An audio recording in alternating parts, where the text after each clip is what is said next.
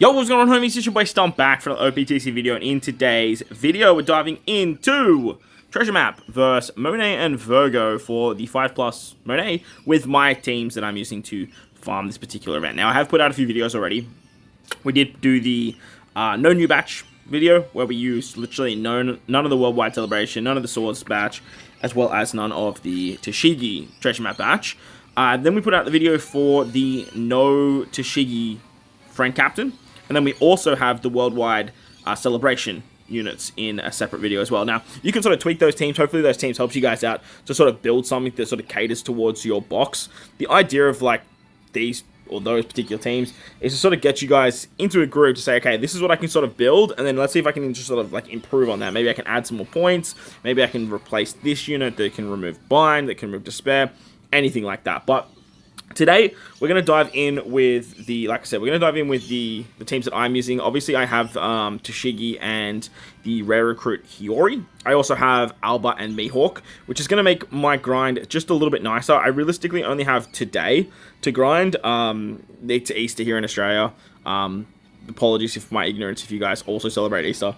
I just don't want to stereotype and make that assumption. But it just means that I have the next 4 days off, which will mean a lot of family time, which will mean a lot less phone time, which is, look, it's really good for the soul, and it's great to sort of catch up with family and be around family and stuff like that. But it obviously means that Treasure Map coming at this particular time makes it really hard to grind, especially when I need limit break materials so badly, man. Like, I need limit break mats more than anything, especially with Anniversary literally around the corner, and this will be the last chance that we can actually get those limit break materials until Anniversary comes around. So as you can see here on the Monet fight, you get special bound on your right hand column. You also get bind on your left. The Alba captain there is just so incredibly good for that, so then you don't really have to worry about too much. You also get a full lot of quick orbs, which gets treated as unfavorable, so they get turned to 1 thanks to Alba.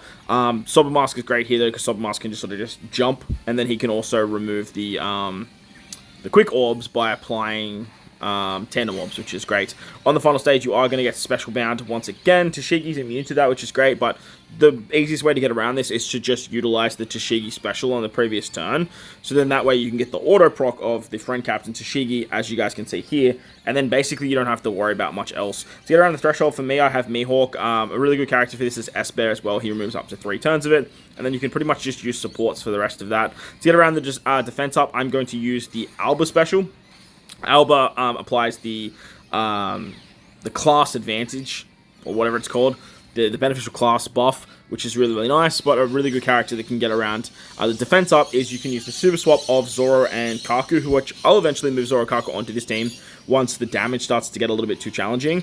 But if you utilize the Zoro Kaku super swap, you can set defense to 0 that goes through full immunity, and then that way you don't have to worry about that defense up at all. There are other ways to get around it. Obviously, S-Bear removes 3 turns of it, and you can do some fun stuff that way. So, look, however you guys want to go around it, as you guys will see in my previous videos, there's plenty of ways around that. As for my previous videos, because the treasure map comes out at nighttime, now it's an hour earlier because of daylight savings here in Australia. So that's, again, just family time. Most of the time I am either putting my son to bed or spending time with my partner. So unfortunately, I can't really do too many voiceover videos. Like, sometimes I get the opportunity to sort of say to my partner, hey, I really want to record this video, and if we're not doing much, or if the time yes, that's so good.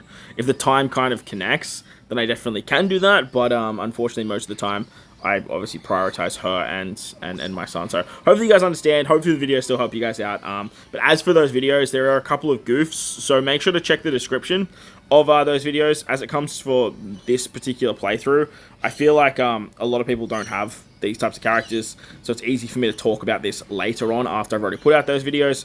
But again, I really hope those particular videos help you guys out. Now, as for the Brownbeard mini boss, as you guys can see, we are using double Alba, the old school Alba from the after New Year's batch. What batch was Alba? Was he the One Piece Day celebration of 2023? I think he was something like that. But upside to Alba, if you have Sober Mask on this team, like, you can easily bring Sober Mask as your captain, run double Sober Mask and get more points. You just have to remember to jump on turn 2. Now, look, most people are probably using Sober Mask on the final boss fight because he's a 1.35 booster. He's very, very good captain, all that fun stuff too. But for me, I don't really need him over there, and I would rather get the points here. Plus, he's obviously a 1.35 booster, so he's doing a lot of damage. Now, like I said, you can easily bring him as your captain and then use the jump feature or the invisibility feature to bypass the captain abilities, but Alba literally does it just as nicely. With Alba as captain, you don't need anything else. Zoro wave clears, bring one of every color, and then give the powerhouse quick unit, either a Jack or the Film Gold Treasure Map Legend. That's another really good option. Give them the attack and orb boost thanks to Sengoku, the 4 times attack and orb. They get a matching orb, and then as you can see with the Akane support, you actually get a chain lock too, making it very, very easy to kill that particular stage. Especially if it's like on the map, you just like don't even need to worry about tapping with the what's it called? You don't even have to worry about tapping with a unit to trigger that chain lock, which is really, really nice. Alright, so now I kind of want to like plan this so I land on one of these gold cards. I do want to save those, there we go.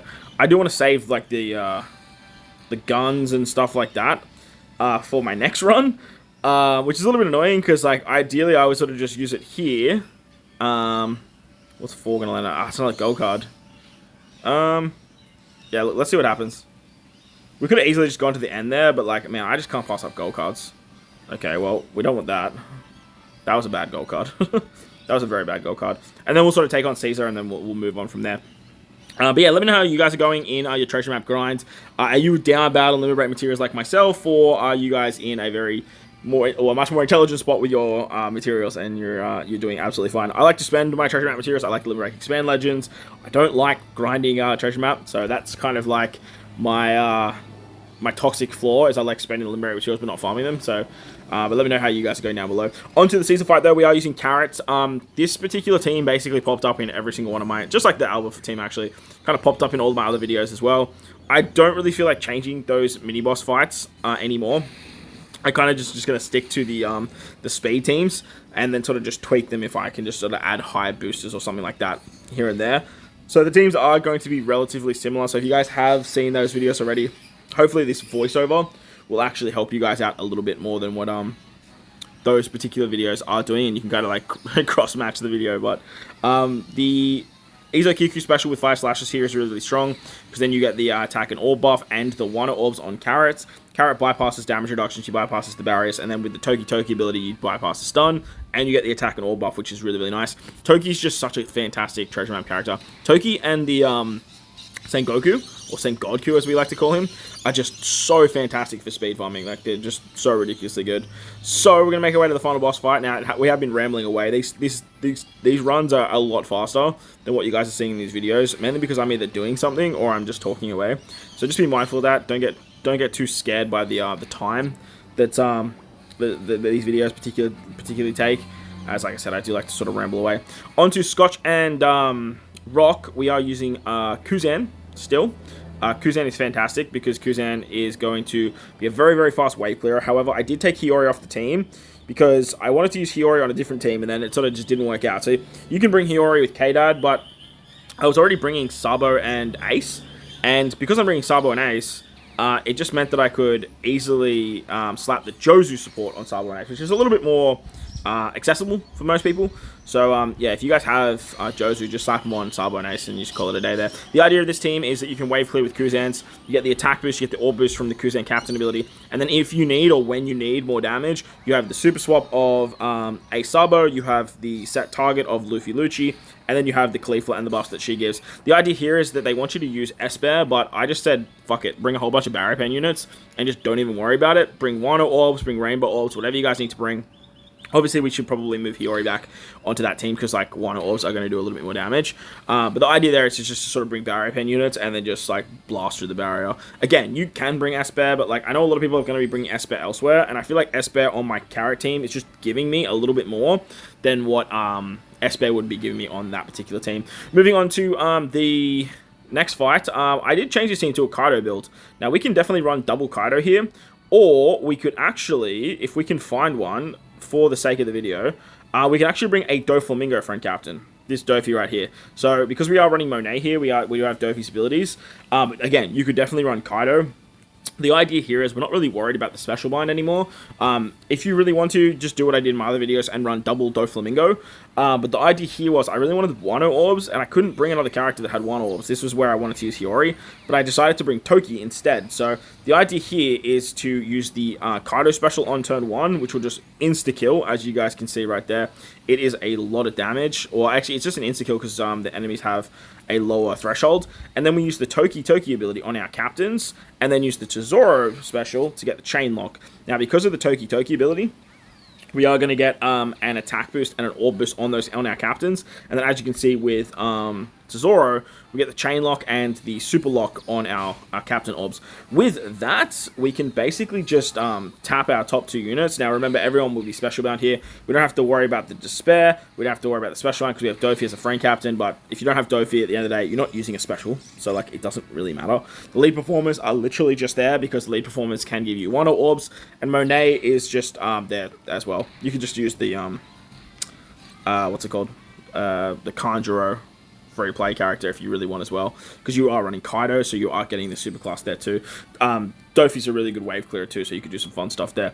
On to the final boss fight, we are running double Tashigi here. Now to the upside to Tashigi, and something that is definitely not super valuable unless you are sort of looking at treasure map and stuff like that, is Tashigi has the ability to give you 5 turns of cooldown with her captain ability, which is great when you are using ships that have very good specials like the Going Merry. Now, Despair is a little bit of a bitch on this particular fight, unless you have Perona, so I decided to just bring a whole bunch of supports, and as you can see, I have Mihawk, I have Alba, I am bringing Zorakaku here as well. They're a 1.35 booster. And then I am using the Hiyori character too. I did need to bring a Zoro just for turn 2. Because turn 2 you get the special reverse on your captains for 5 turns. Which is pretty hard to avoid. You can definitely avoid the 2 turns on your sailors. But the ones on your captains, a little bit hard to do. I have the ulti support and the Sanji support. Then with the Merry Go, we actually get around all of the despair there. Works out pretty nicely. And then I just basically need to use one of the Tashigi specials here. And that's going to work pretty hunky-dory. I am just going to do a little cheeky swap with Zorakaku. That'll give me the super swap for Zorakaku. Not that it's super necessary, but the super swap is very, very nice to sort of get the EX and all that sort of stuff. I don't actually even know if we can get the EX on this team, but we might be able to. On the final stage, you get special bounds. There's a bunch of mob enemies that just die thanks to the Tashigi shots. Tashigi's, your captains do get action silenced, which is a little bit annoying, but it's definitely not the end of the world. We have Hiyori to get around the paralysis, and then as you can see, you have a shitload of more specials at your disposal. You have the Alba special, you have the Mihawk special, you have the Zorakaku special. It's very, very easy from there on out. So that's going to wrap up the video. Something to note too, by the way, that I forgot to mention, as you guys will probably seeing with all my mini boss teams, and I did try and make it very obvious in my other videos, is the host ship is boosted. So I would highly recommend using the host ship where you can. Not only do you get extra EXP, but the leveling up will actually give you more treasure map stamina, which will allow you to do more treasure map runs. But that's going to wrap up the video. Hopefully you guys enjoyed it. If you did, hit the like button, hit the subscribe button, do all that good stuff. Most importantly, wherever you guys are in this beautiful world, please enjoy the rest of your day. As always, homies, thank you for watching, and I'll catch you on the next one.